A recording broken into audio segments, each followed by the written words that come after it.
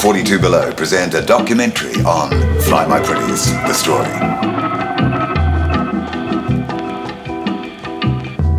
This is a story about the Fly My Pretties story number 3, a very different story to Fly My Pretties 1 and 2. This is a quite different Fly My Pretties.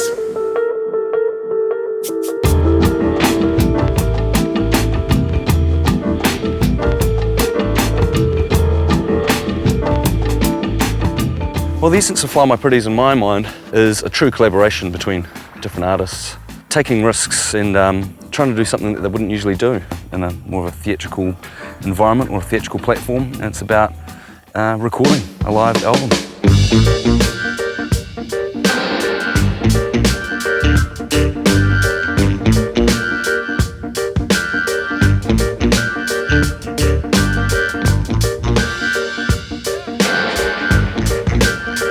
It's been 5 years since Live at Bats, the first Fly My Pretties project, and then we moved on to the return of, and then it took a couple of years to get a concept for Fly My Pretties, a story.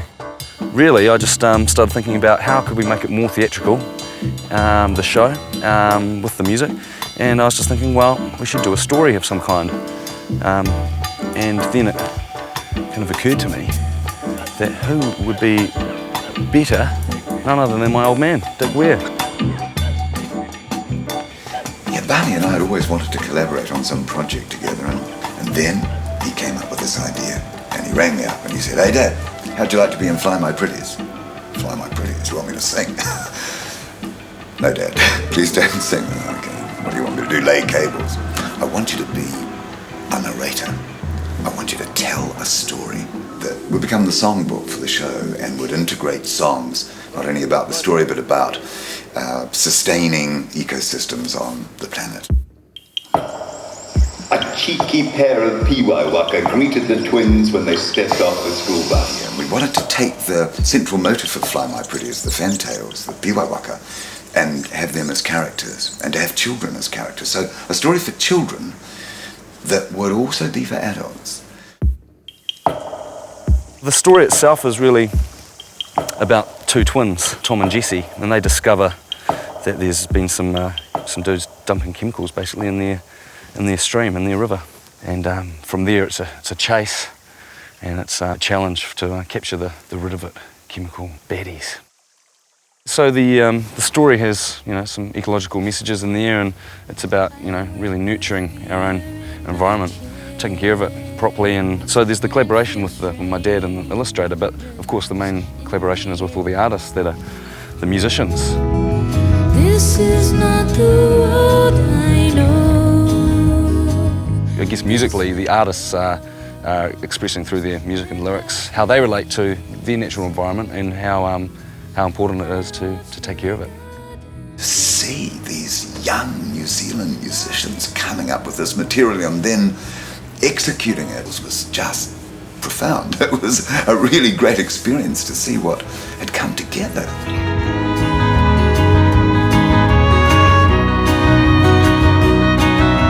It's a bit of a challenge choosing the cast for this show. We've got musos from all around the country. We have my dad, of course, he's the narrator, and real talented bunch of people, lovely peeps, great voices, really pro voices. So yeah, it was a real step up this time.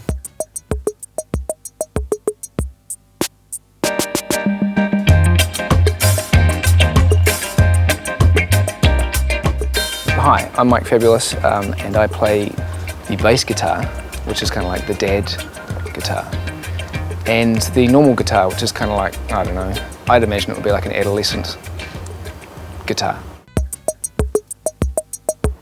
The tune that I wrote for Fly My Pretties is called Old Gold. Since I don't sing that well, or write lyrics that well, Lisa Tomlins very kindly came to the party.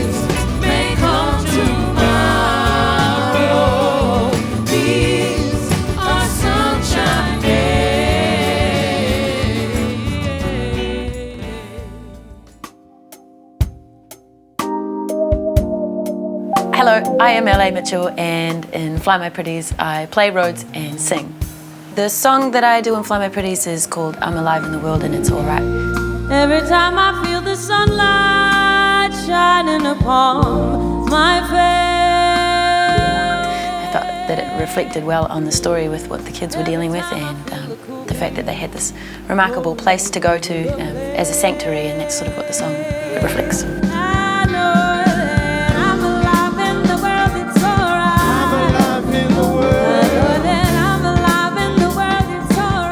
I think one big thing we can do to help reduce our impact is to encourage companies to cut down on packaging, and that comes from the consumer. So I think we as consumers have bulk of the power, and it's something that we need to suggest on a daily basis that things be reduced.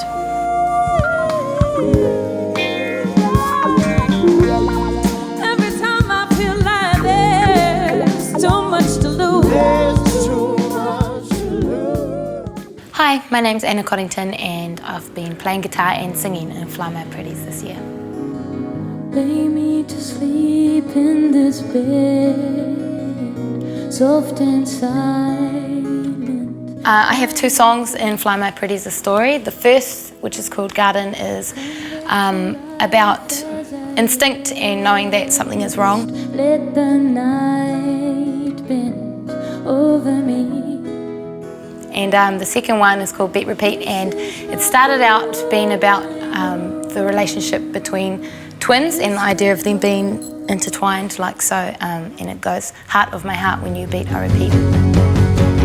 Heart of my heart, when you beat, I repeat. But it ended up being about the relationship between these birds, these piwaiwaka, and these 2 children, and how they could communicate. And then the bird dies, and then the song ends up being told from the dead bird's perspective.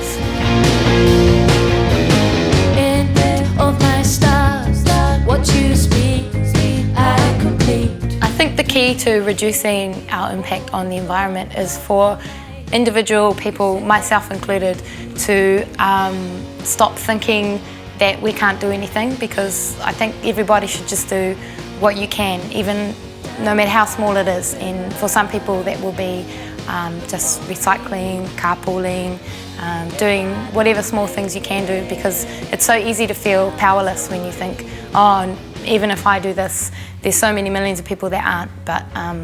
But if they all thought the same as you think and just think, oh, I'll do what I can, then I think that's how it will help.